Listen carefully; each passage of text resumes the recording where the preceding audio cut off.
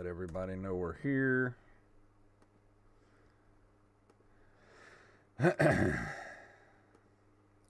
You shouldn't have put that I'm back because then nobody's going to watch. Yeah. Should make a public service announcement for all podcasters who have a live podcast. Don't do it on Mondays because that's update day for everything. That was everything I freaking opened. I opened Zoom at like 1:30 today to make sure that like there was no updates that needed to be made. And it opened just fine. And then it decided to update. Yep. I was trying to get because I don't like updating OBS because it seems like every time there's an OBS update, there's something broken with it. What's up, Mushmouth, in the chat room? There always seems to be something broken with the OBS updates, but it made me update because it kept crashing. So I was like, damn you, OBS. All right. It's always something with OBS. Yeah. All right. Well, I got all the tabs open and I am good to go. Yep, I'm all set too. Here we go. In 3, 2, 1.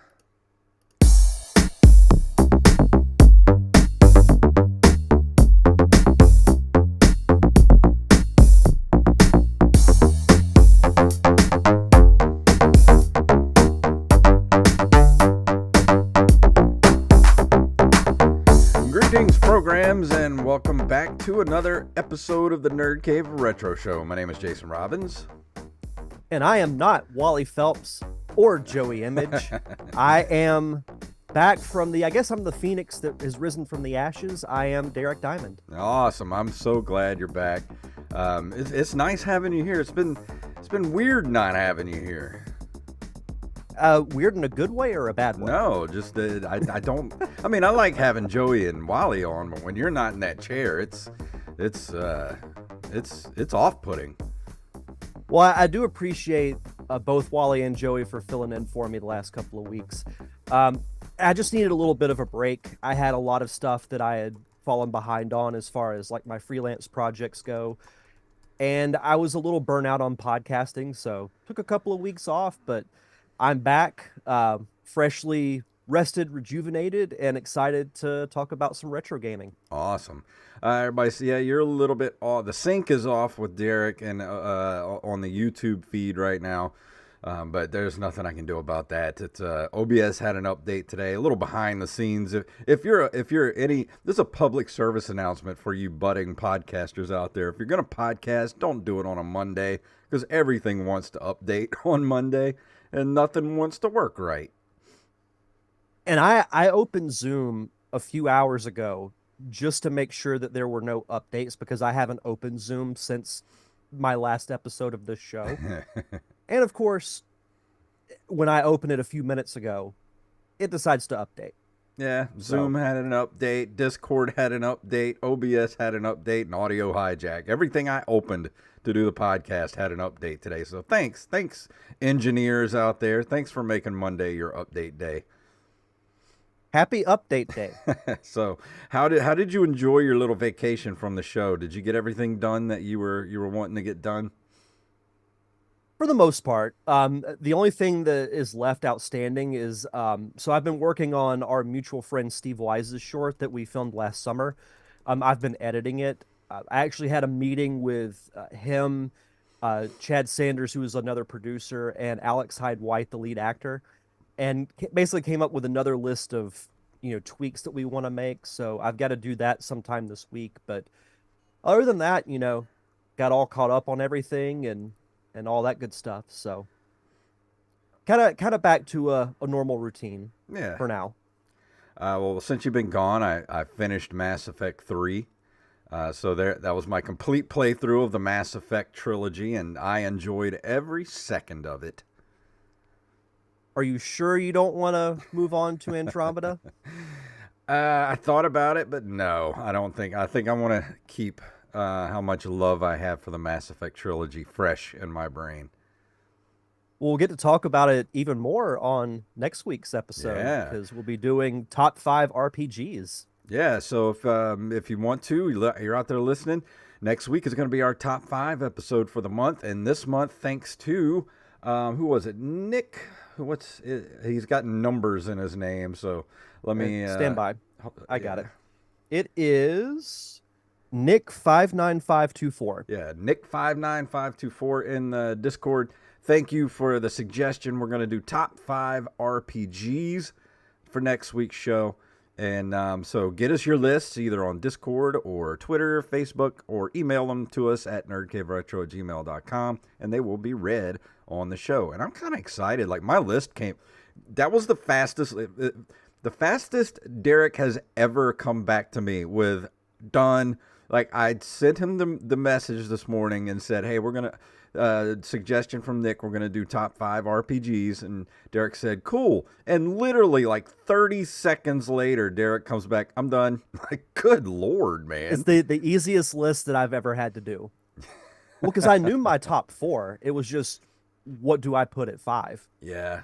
Because I like, they're all games that I've mentioned numerous times on this show, and I already knew the order of which I liked them. So I had to look up a couple of honorable mentions that I had forgotten about. But yeah, it's going to be a really fun list. I love the RPG genre, especially from the 90s. Yeah. So, I mean, it was an easy list to make, but I'm going to have a good bit of honorable mentions on there too. So get ready for some honorable mentions next week too, because that's pretty, I mean, as far as RPGs go, I think that's probably my favorite genre of video game is RPGs. So there's quite a few that would like to be on the list, but I know what my top 5 are. So, we'll see next week. I'm excited to hear everyone else's list too, because it's a really popular genre. Joey in the chat room says, what is an RPG? Like, we had a long text thread today with Mr. Image about what constitutes an RPG. And I think we boiled it down to, well, a few different factors. What did we put on there? Like a story, definitely a narrative with a character that you create, but everyone has a different experience with. Mm-hmm. It's funny because I didn't have my phone with me for like an hour and a half, and I come back to like 30 something unread text messages. I'm like, what did I miss? Rampage in the chat room says top 5 RPGs. Are there even 5 good RPGs? Sir, you are about to get blocked, so tread carefully, sir. I'm not saying Rampage tonight, so I'm not gonna say Rampage.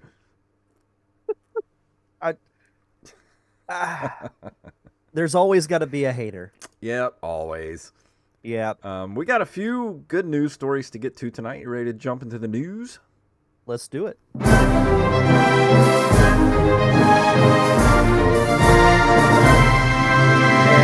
as per usual, if you have a news story you'd like us to cover, send them to nerdcaveretro@gmail.com. And the first story is from timeextension.com.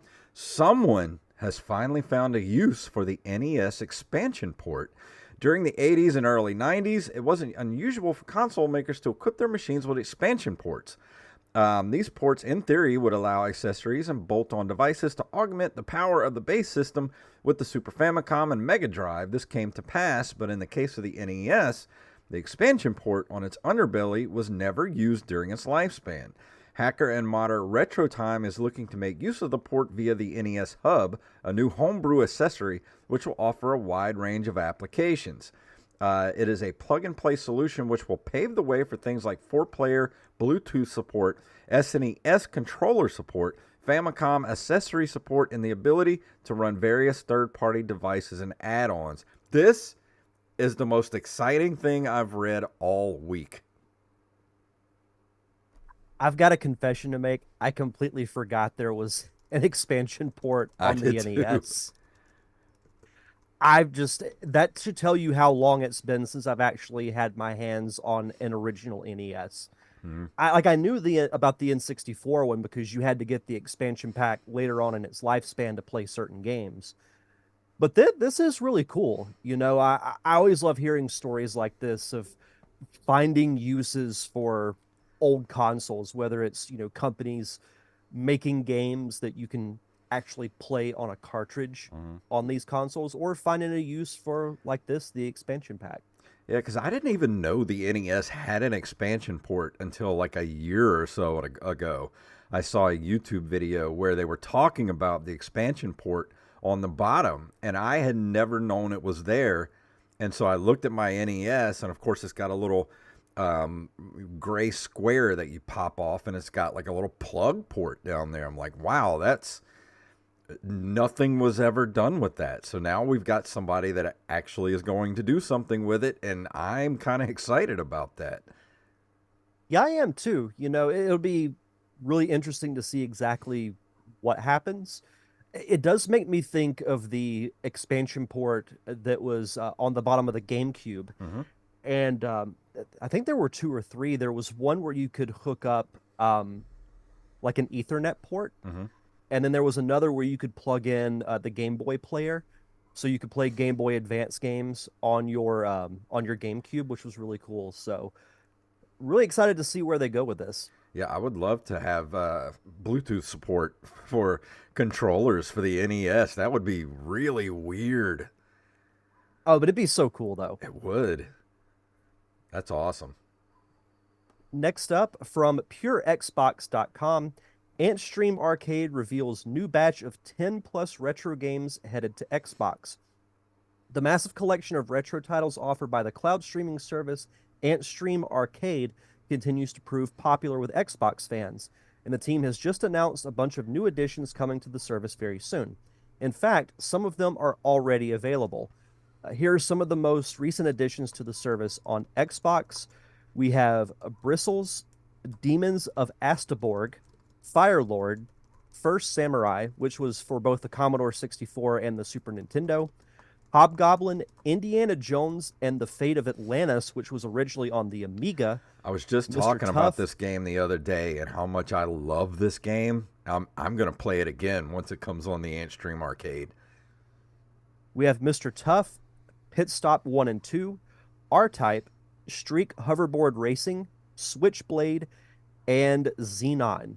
And of course, the featured game on the original Twitter post is Indiana Jones and the Fate of Atlantis. Hmm.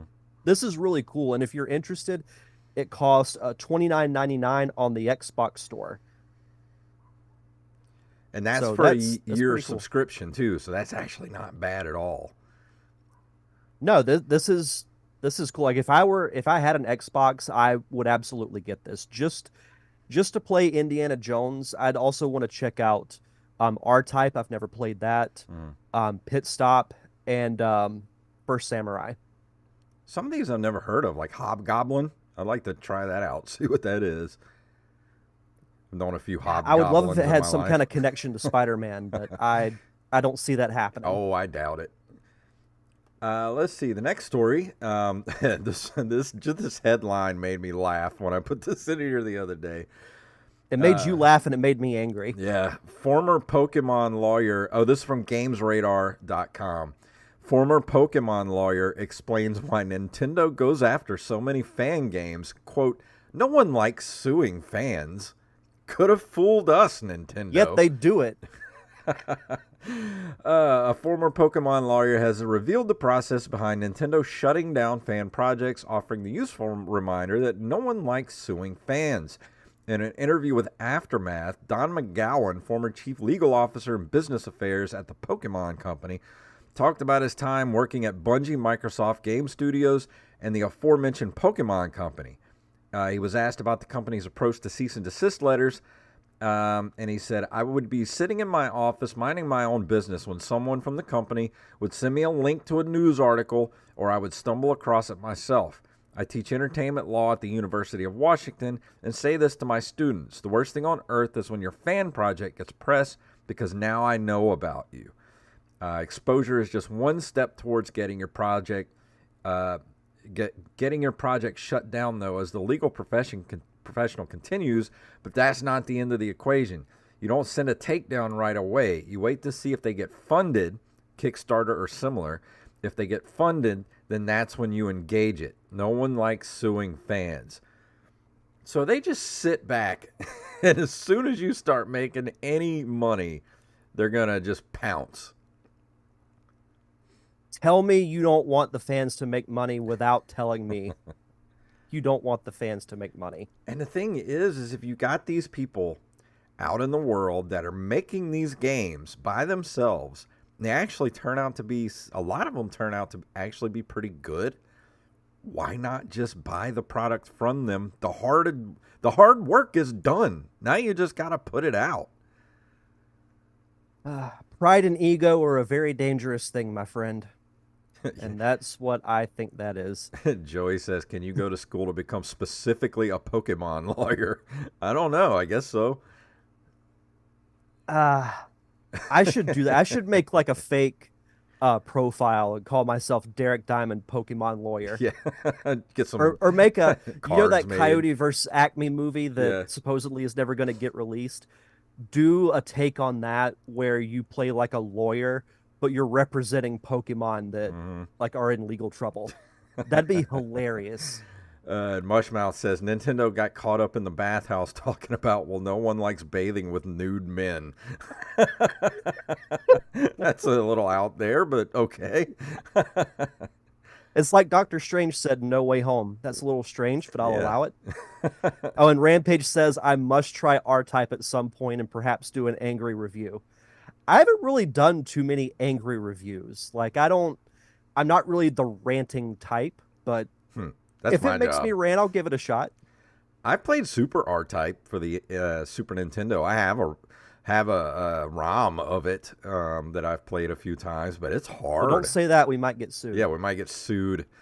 Well, give me a way to purchase it legally, and I wouldn't have to get a ROM of it. Nintendo, Konami. Yeah, that when I saw that headline, it made me angry because like no one likes suing fans. Then you must not like fun if you Then keep suing fans. try to find a way to incorporate them into your business model. How about that? Yeah, but that would make too much sense. Yeah, yeah. Our last story comes to us from GameRant.com. This is a rumor. New Sega crossover game will be released in 2024. Sega has a new franchise crossover game in development, and it will be an Apple Arcade exclusive, a reputable leaker has said. This information comes from Midori, who has had an accurate track record regarding the developments of Sega titles. Sega has started a new initiative to develop titles exclusively for these platforms.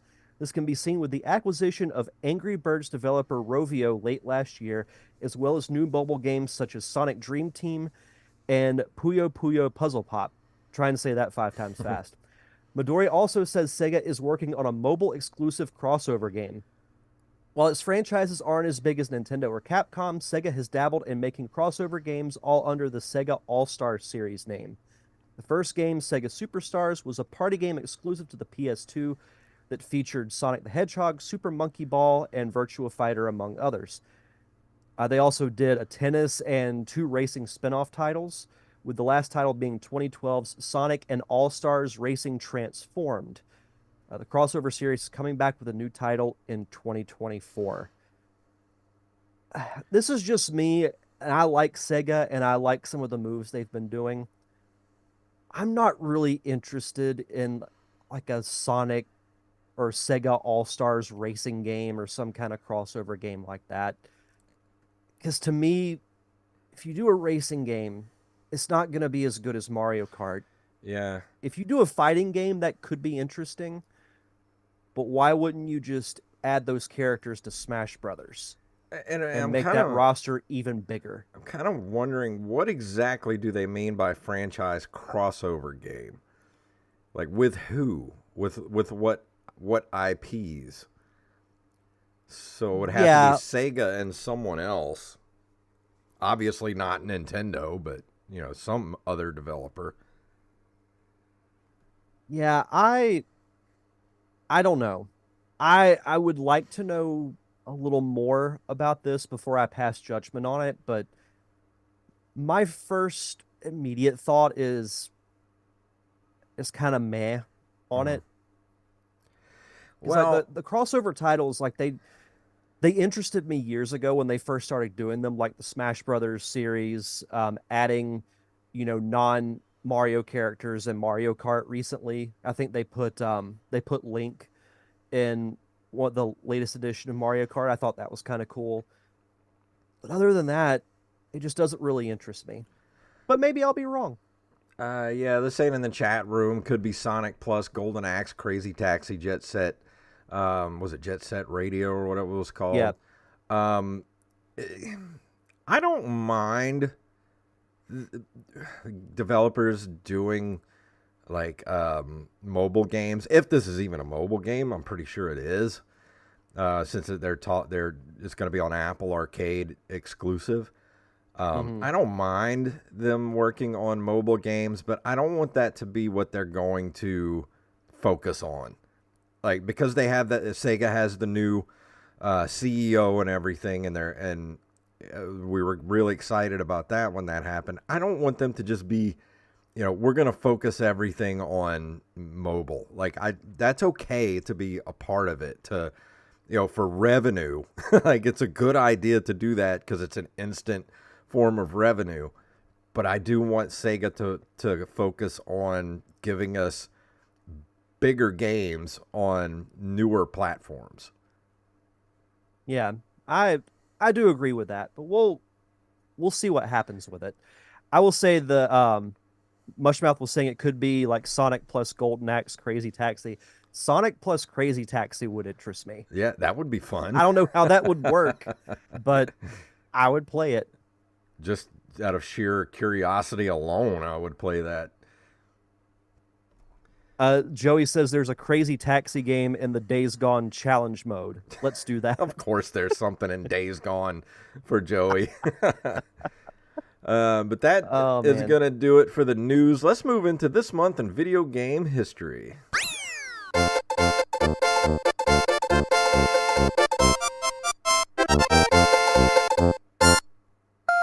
In March of 1982, Atari 2600 version of Pac-Man hit stores, arguably one of the worst ports of an arcade game of all time. I was going to say the definitive version of... No, not really. People blame E.T. for the downfall of the video game crash of 83. It started with Pac-Man because they were so... They thought they were going to sell so many copies of Pac-Man. They made more copies of Pac-Man than they had Atari 2600s. Why would you do that? I don't know. That whole time period was just... it was bad. It was really bad. Rampage says Sonic giving piggyback rides all over town. See, like, I would play that game. That sounds I would fun. absolutely play that game. In March of 1988, RC Pro-Am is released and becomes a hit for the NES, drawing attention to UK developer Rare. And that's all I'm going to say about it right now, because we're going to talk about it a little bit more in a little while. Speaking of Rare, I started playing Sea of Thieves last night. How is that? It's pretty good. I played through the tutorial and I enjoyed it. But I can tell it's going to be much more fun if other people are playing with me. So if anybody, you guys out there, will play some Sea of Thieves and want to play with me, please let me know. And Derek, you should play it too. We could be pirates together. Y'all are gonna try to get me an Xbox get me to get an Xbox by the end of this year. Oh God, Sonic plus ET. Like, what kind of game would that Joey, be? please don't put that in existence. Gotta go home fast.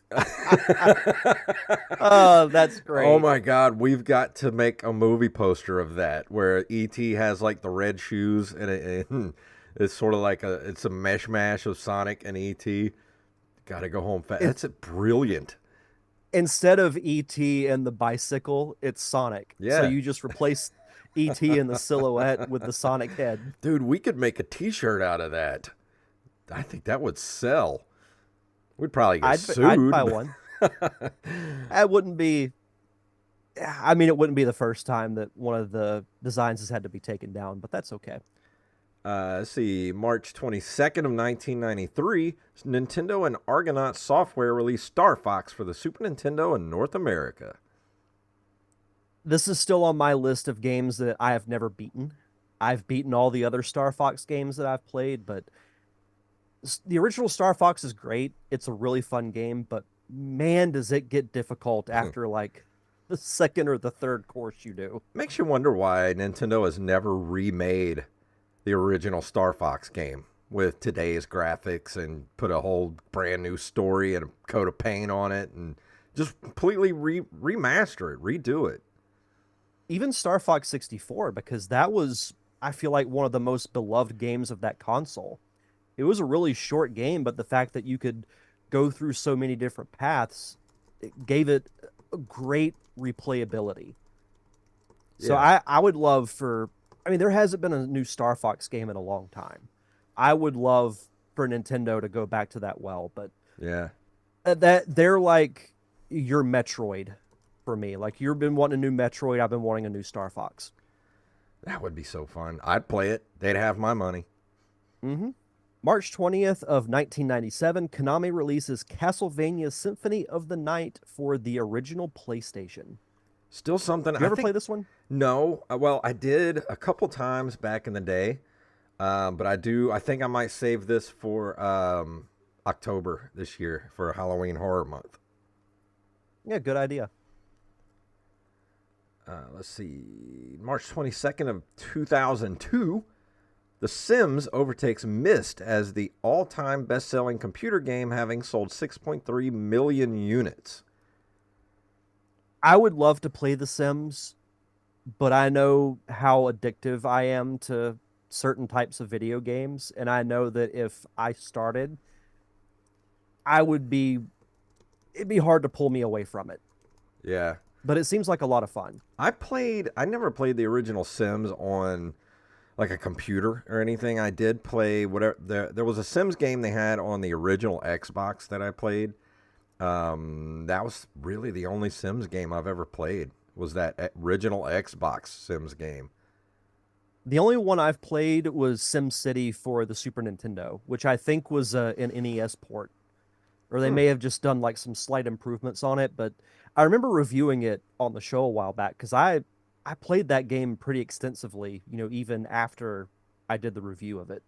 Myst would be a good game to go back and play too and review because I haven't Yeah, played Myst since 1994 or five, something or sometime around then. it's been a while. And last but not least, March 2nd of 2004, Team Ninja releases Ninja Gaiden for the Xbox, which I didn't know there was a Ninja Gaiden game for the Xbox. Oh yeah, they got a whole. There's like three or four games going up through the Xbox 360, I think, and they're all on Game Pass right now. So I'm very tempted to go play those because I've never played them, and I'm a huge Ninja Gaiden, NES fan. I never played them on the Xbox though. Yeah, you should. Joey says in the chat, SimCity was so good. I agree. The cool thing was is that you could, set like a natural disaster to Mm. destroy your city if you wanted to just start from the ground up. But the cool thing is you could get Bowser to come in and just set the whole city on fire. It was great. And Jane Espel in the chat says, I have tried Sea of Thieves, and I agree. I think it would be better with more people. So if you want to play, let me know. I'll be more than happy to. We'll play some games. And I think we could probably use Discord to chat through instead of using the actual game itself. So that would be a thing to consider as well. Yeah, absolutely. I want to be a pirate. You want to be a pirate? Let's be pirates. Arr. Arr! But is that it? That's everything. That is it for Awesome. this month in video game history. Well, it is time to go into our Patreon shout outs. Derek, take it away. See if I remember how to do this. Yeah. As always, we want to shout out our awesome patrons over at patreon.com/nerdcaveretro.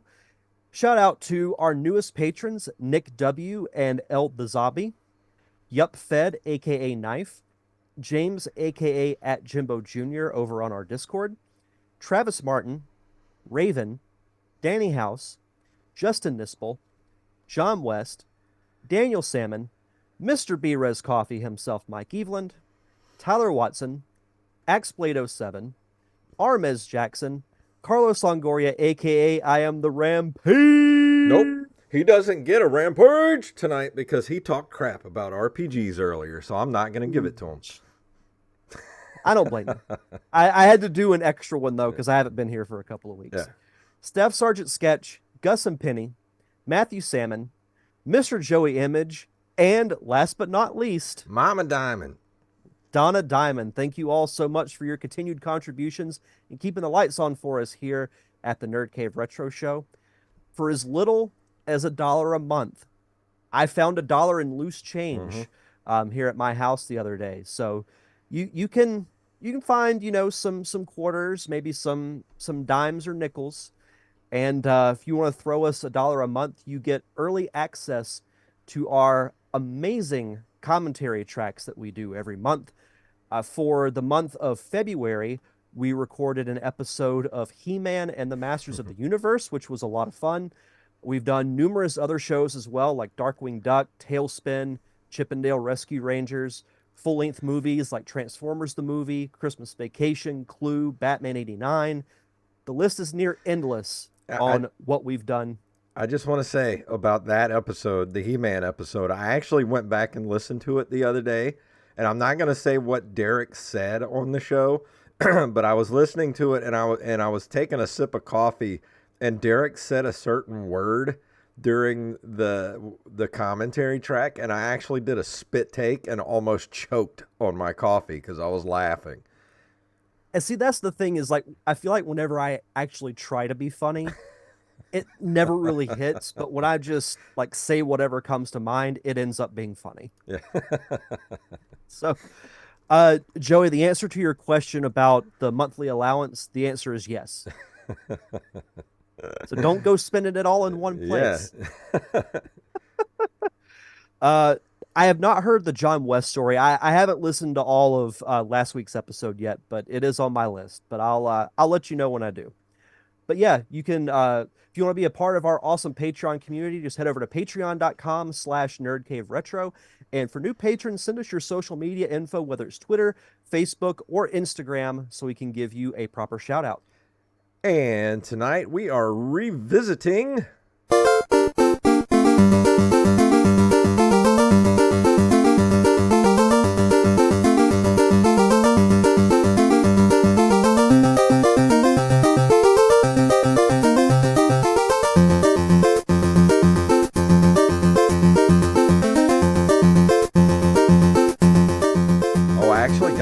into it and forgot to turn it down.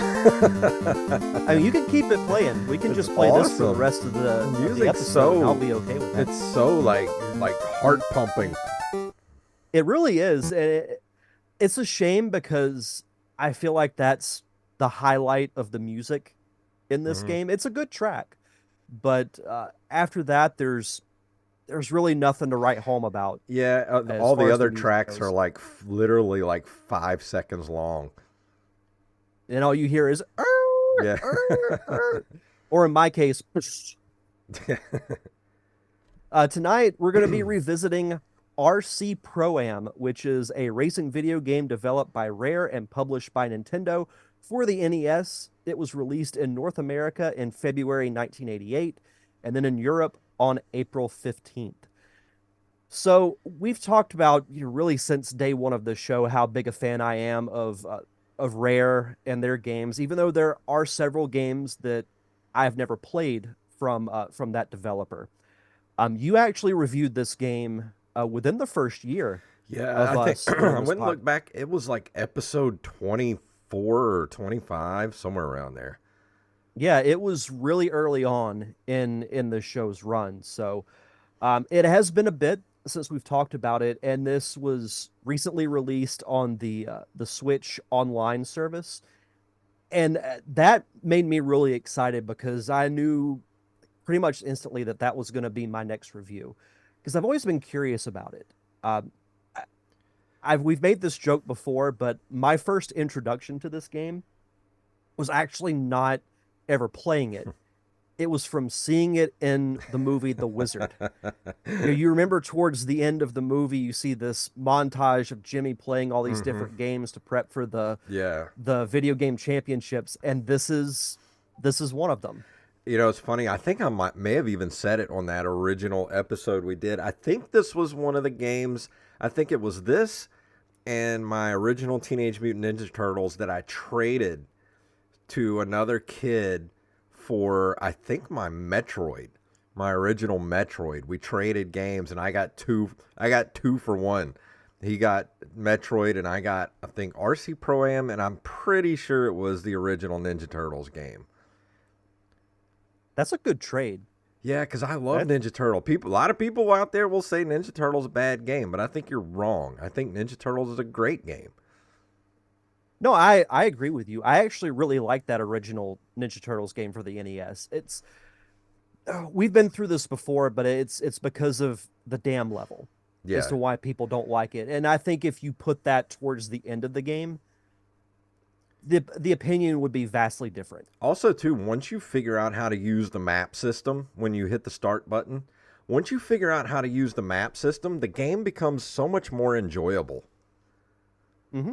Because I used Absolutely. to get lost a lot when I was a kid. The reason I didn't like it that much when I was a kid, I used to get lost in the overhead city part, where you're just kind of driving around in the turtle van.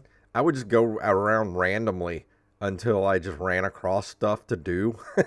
But once I got older and figured out, oh, that now I understand how that map system works, it completely opened up the game for me. Yeah, absolutely. But getting back to RC Pro Am, my immediate reaction to playing this was that I felt like it was ripped right out of an arcade cabinet Hmm. and put on the NES. Like I feel like this would have been much more appropriate to play in an arcade Hmm. because you get 4 players to do, and the maps are pretty simple by today's racing map standards. But this had to have been one of the first racing games that was ever made, or at least became widely recognized, I at least think in my well, opinion. I think it's one of the first racing games where it was relatively easy to.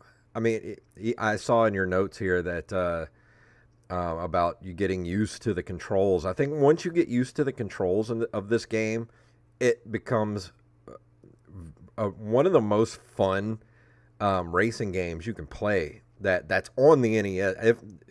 In my opinion, this is the best racing game on the original NES, because you got all the little power ups. You got, you finish you get money when you finish in certain places, so you can like upgrade your engine and your tires and all that kind of stuff. It's got those little things in it that you can upgrade your car, and it makes driving so much easier. And I think the only thing that holds this game back, even to this day, like they could still leave this game the way it is, but being on the Switch Online service, allow it to be 4 players, like be able to play other people in this game. That's the only thing lacking in this game is the ability to play another live human being. And that blew my mind when I realized that this racing game was not multiplayer. Hmm. And yeah, you couldn't do 4 player on the NES, but you could do two. Hmm. Like if you had a sibling or a Yeah. relative or even a friend, like you can't play against them in this game because it's single player. Hmm. And I do agree with you. I like that you can get the upgrades for your vehicle as you progress throughout the different maps. And there's a total of 24 tracks that you can play. I didn't even make it close to to track 24. I only made it to track 8 because in the beginning the controls really got on my nerves because it's honestly like the controls are so sensitive Hmm. that you could just slightly hit the control stick and it's like you swerve out of control. Yeah. But the thing is, it was easier for me to do that than it was to play it on the D-pad because I Hmm. use the Switch Pro controller to play it. But it's like any other game from that era. Once you kind of memorize where the twists and turns are and where your, speed boost is, where all the power ups are, because you get something that's basically equivalent to the star in Mario Kart where you become invincible for a Yeah. short period of time. So you can run over like oil slicks or puddles of water. It doesn't affect you. You can cause the other vehicles to spin out. So it gives you a little bit of extra motivation, but it goes by so quick because a Yeah. lot of the tracks are only you only have to do 2 laps Yeah. And in order to complete the course. most of the racing is like each track is over with in like 30 seconds, if that, And I wonder, because, you can get the little missiles where you can take out the other cars. That definitely had to be a little bit of inspiration for what came later, as far as, Mario Kart and things like that. Oh, 100%. Like I would consider this to be the grandfather of the console racing games. Yeah. This game walked so that Mario Kart could run, Mm-hmm. is how I look at it. Every genre or franchise has to start somewhere. And I think the racing genre really started with RC Pro Am. I do wish that, like you said, with the Switch Online version, that they would have added a little bit more. Like add in the multiplayer, maybe add in a few new tracks. I know that's probably asking for a lot. Well, you could even with games like Excite Bike, you could do you had a map maker or a track maker in Excite Bike. Why couldn't you do an RC Pro Am track maker? Like that would be so simple to do and add to this game. Like I would even pay. Like if you gave me a new version, it could be the same music, same 8-bit graphics, just more tracks, bigger tracks, and give me a track maker and give me a little more stuff as far as upgrades and multiplayer. I would pay $20 for that, wouldn't you? Oh, 100%. Yeah, even if you kept the graphics kind of the same, like that, you know, old arcade or old NES type feel, because I think that kind of adds to the charm of it a little Mm-hmm. bit. And I know a lot of people might balk at the fact that there are only 4 vehicles on the course, and basically to progress through each track is you have to place in the top 3. If you're fourth, then it's not game over, but if you finish last, I think like 3 or 4 times, Mm-hmm. then you have to start from the beginning. But this was a lot of fun to finally get to play, and I want to say this was Rare's second game that they put out to the masses. I know it's not their first, but it's one of their first because I think this is what really got Rare noticed as far as being a good, and reputable developer. Yeah. Because their old Oh, the first series. project that they worked on was Slalom, and I have that in box for the NES. That was the very first. It was a black box game called Slalom. That was the very first thing they ever worked on. I've never heard of this game until now. They did a Who Framed Roger Rabbit game. Oh yeah, I think we talked about that when I reviewed We Who Framed did, Roger yeah. Rabbit. Yeah, you're right. That was a black eye on Rare. It's not a great game. I wanted But to like, like that game, but it's not great. but if you Google Rare and you look at their resume and the list of games they've made, it's like a Hall of Fame worthy list. Yeah. Like they have way more hits than misses. And Uh, this I think is definitely one of their hits. And there actually was a there were 2 sequels, believe it or not. There was Super RC Pro Am in 1991 and RC Pro Am 2 in 1992, which I didn't even know those existed. I didn't either. Yeah, so this might be they might be worth looking into. Yeah, we talked about this too They worked on licensed properties such as A Nightmare on Elm Street, which we talked about last Hmm. October. I reviewed, and I actually like that game. I think it's way better than people give it credit for. They worked on Hollywood Squares for the NES, Marble Madness, which is a great game, Narc, Sid Meier's Pirates, and they even worked on Wizards and Warriors. Let's see, development of four. Oh, they said there. No, Wizards and Warriors was theirs, but then it was outsourced to Zippo Games. So I guess they were getting pretty busy at the time, and they were like, we need somebody to make this Wizards and Warriors game for us." But in the 90s, they did WrestleMania Challenge, The Amazing Spider-Man for the Game Boy, Double Dare. Ooh, There was a Beetlejuice game. I didn't know there was a Beetlejuice game. What? Let's see. Uh, You know what the world needs right now? The world needs another Double Dare game. I love Double Dare. That was I one like of not my. just the game, but I love the show. Oh yeah, that's what I I'm wanted to talking be on that about. show as a kid. That was an afternoon staple.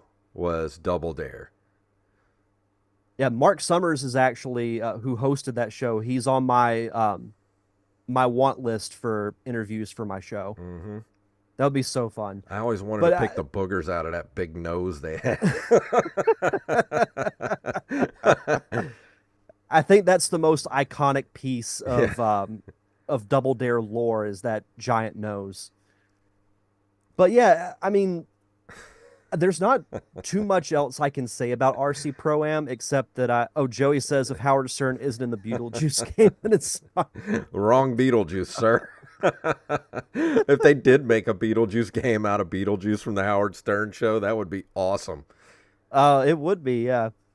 But yeah, the way I would sum up RC Pro Am is if you're looking for a game that you can play in short bursts of time, Hmm. this is perfect for that. If you just want to kill 20 or 30 minutes, because that's really what I did with Yeah. this game when I started playing it, is I would play it for about half an hour, then I would step away from it for a bit, then come back to it, play it for another 20 or 30 minutes. It's a great use of that type of time. And Yeah. it's got its flaws, it's not perfect, but I will say it actually did live up to my expectations. Like I actually had a lot of fun, minus it was a little frustrating in the beginning, but a lot of those games from that time are because of how the Yeah. controls are. Yeah, I mean, it's hard to do that kind of stuff with the D-pad, you know. But once you get used to it, it's not terrible. And like I said, this game has a great foundation that I think you could do a lot with if, Rare wanted to dig back into their archive and say, hey, this was a great game for the NES. Why don't we do an updated version of it? Like I said, put a track maker in there, put a few more cars, and like be able to customize your cars a little bit more and have it be multiplayer. Like that would be fantastic. I would definitely pay money for that. Oh, I would love that. Get this. So I'm looking at the sequels. Super RC Pro Am is for the Game Boy. I You'd thought think with a name like that, it would would be be for the Super Nintendo. you would think. And then That's let's see, odd. RC Pro Am 2 is for the NES. Okay. It came out in December of 92. I never played RC Pro Am 2. I'm not gonna lie, like there's a screenshot on the link to RC Pro Am 2. I don't think it looks as good as the Yeah. original. Like the graphics are more detailed, but I don't know. they're not. That doesn't seem as sharp as the original. It seems a little No. brighter because the colors are a little more muted on the original game. This one seems very bright and kind of hard to look at. Yeah, like I think the original RC Pro Am, it has the perfect NES look. This I think is a little they up the saturation a little too much. Yeah. But I mean, I'd be interested to give the Game Boy game a shot. I mean, it's in black and white, but like all the Game Boy games are. So, Yeah, or I wonder if it's in color if you use the Super Game Boy. good question. Um, let's see, it came out in June of '91 in North America. So I don't think the Super Game Boy had been released by that point. So I don't know if it would be in color, but Hmm. it might be. But either way, I would say for RC Pro Am, as far as the reception goes, let's see, worldwide 2.3 million copies of RC Pro Am were sold. This unqualified success made Rare into a major developer for the NES. Computer Gaming World called it a compelling, innovating approach to car racing video games. Bill Kunkel found that it was distinguished from earlier racing games such as Sega's Hmm. Enduro Racer, Nintendo's Mach Rider, and Atari's Pole Position by going from a more standard pseudo first person view to an isometric perspective. He praised its simplicity in controls, comparing them to that of an actual radio controlled car. That it was another excellent comparison because I did feel like I was driving, like you'd get one of those remote controlled cars as a Yeah. kid and you drive it around your living room or Hmm. wherever.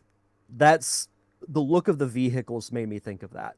Yeah, and I think that's where the controller does kind of do it justice. Like once you get used to the way the D-pad works, and you get used to how the car moves and drifts, and you start to get stickier tires and things like that, it starts to get way easier to control. So I think it would just be fun to have an updated version of this game, and like I said, have more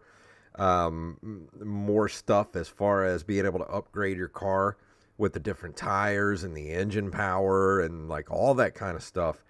Just make it a whole thing, and I think it would do really well.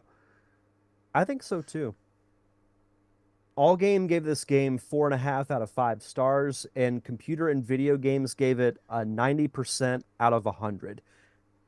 I'm gonna say, despite my initial frustrations with it, I think this is a an excellent reflection of where racing games started. Hmm. And it's got that Rare label, so chances are like it's going to be good if you see that logo on it. I'm going to give this a solid 8. Would I like to see a little bit more? Sure, but for what it is, it's a really fun racing game and I really liked it. And it definitely has. You can see where racing games that came after took things from this game, especially with Mario Kart, things like that. I think that it's a very influential game on the racing games that came afterwards. I truly believe this is the grandfather of racing games. Hmm. I agree. I mean, even more so than games like Pole Position and things like that, which came before. I don't think they had any kind of influence on later games like RC Pro Am did. Nope. I totally agree with that. And that's going to do it for this week. Don't forget, next week is going to be top 5 RPGs. So get us your list. You have until Sunday night. What is this Sunday? What's the date of this The Sunday? 24th. The 24th. So you have until Sunday night, the 24th, to get us your lists, either on Discord, which if you're not a part of our Discord, go to nerdcaveretro.com. We have a Discord button there. Just click that button and that'll take you to our Discord server. And we have all kind of forums in there. We have a top 5 forum in there where you go in there and put your top 5 lists and come in, say hi, and hang out with us. And we got a pretty good, thriving little community over there of good people. So if you're looking for a good community with good people, that's where you need to be, is over there in our Discord. Mm-hmm. So Derek, before we get out of here, 10 years, 10 years of the Derek Diamond experience. How does it feel to hit 10 years? I'm still kind of processing that. It feels weird, but it also feels really cool. It's one of those things that it's like yesterday, but also like another lifetime because I was just in a completely different, stage of my life when I started that show. And it's, still going to this day. And I appreciate everybody who's supported the show throughout this last decade. I've got to do a really fun episode this week. We did top 10 cartoon theme songs. That was a great And episode too. I listened to it this morning. I had almost 40 submissions for a list. And it was, when I Wow. compiled them all, I'm like, okay, this is going to be a bit of a longer show than normal, but I had a blast doing it. It's good to have, the show back after being on hiatus for a couple of weeks. Mhm. A lot of fun things have spawned from that show. And like I mentioned it in that episode, that's really how you and I met, was Yeah. you being a guest on my show. Yeah, I was doing Pop Culture Palette at the time, and we did that. I think I already put that on the Patreon a while back. I think because I do the our Nerd Cave Retro Rewind, where I'll put up an old episode of Pop Culture Palette, and me and Derek was with the Nerd Cave podcast, and I was with Pop Culture Palette, and we did a crossover episode where you guys came over and did Pop Culture Palette, and then I went over and did, I think, Nerd Cave over there, Hmm. and we did a crossover episode, and that was fun, and that's when we first met, and here we are 10 years later. Yeah. And before you know it, we're going to hit 10 years on this show. Soon. Joey said, I love PCP, and Pop Culture Palette was good too. Yeah. Joey, I'll get back to you on when the best of DVD set that comes out for the Derek Diamond Experience. That might be an 11-year thing. Yeah. But yeah, we're gonna be coming up on 10 years in what, like March of 2026, I think. It'll be July. July, that's It'll be right. July of 2026. I keep thinking March because I think March was when we decided we were gonna do this show, and that's where it sticks in my brain. Yeah, because I remember it was right before, or about a month before my 30th birthday Yeah, I was think when we started the show. we had just got done filming Monsters Anonymous, and I Right. had nothing to do. I was like, please, let's do a podcast because I've spent all my creative energy over the previous like 4 months, and then literally the movie was done, and I had nothing to do. And I was like, I need something, or I'm gonna go crazy. And here we are. Here we are. Eight Yeah. years later, almost 400. Well, if you count all the Patreon episodes, we have pretty much over 400, I think. Hmm. So speaking of the Patreon, and you want to say thank you for all the nearly 400 something hours of content, please go be a patron of our show, and you'll get a RSS feed with no ads. So if you hate the ads, which I'm sorry we had to do that, put ads on the show. We got to pay for this thing somehow. It ain't cheap. So if you want to help us out and get an ad-free RSS feed, go be a patron. As little as $1 a month, and that's it. Like I probably have $1 in pennies on the floor around my desk here. I could dig up. One of these days, you should just get a Ziploc bag full of pennies and Yeah. just hold it up when you do the plug. It's little 2 rolls of pennies. If you have 2 rolls of pennies in your house, you could give that to us and get access to an ad-free RSS feed. That's how little money $1 is. And they get early access to the commentary tracks. Yeah, they do. Like He-Man and the Masters of the Universe. Patrons got it for like 2 weeks before everybody else did. And I got to hear Derek say the weirdest word I've ever heard him say, and made me spit coffee everywhere. That's saying a lot because I say a lot of weird words. At least I feel like I do anyway. And the Open Micers podcast, go check out my other podcast, openmicers.com. I do with Mr. Jacob Craig. Last week we did a hostful episode last week called Don King Style, and I got a lot of good clips out of it. So go follow us over on TikTok as well, where I take clips of the show and I put them on TikTok. So it's at Open Micers Podcast on TikTok if you want to see those. So I think that's it for this week. Is that everything? I think so. It was good to be back. Yeah, and congratulations on 10 years again, man. That's crazy. Appreciate it. That's longer than most Appreciate the kind TV words. shows. I made it to the Smallville and Friends tenure Yeah, you made it 10 longer than years. Scrubs. Like you're almost like Supernatural territory with as many seasons as you Well, got.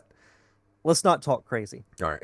All right. Well, let's go ahead and get out of here. If you want to email us at nerdcaveretro@gmail.com. Nerdcaveretro.com is our link tree. That takes you to all of our socials and our Patreon, our Discord. And if you don't want to be a patron, but you want to give us some money and say thank you for the 400 plus hours, we have a Cash App and a PayPal button there. You could just throw us a couple dollars and say thank you guys for all the free stuff. Thank you. We also have a merch shop, ncrmerch.com. That's where we have t-shirts, hats, stickers, magnets, bags, mugs, buckets, whatever you need Buckets. over there. Well, buckets. And and if you can't do that, I understand times are tough.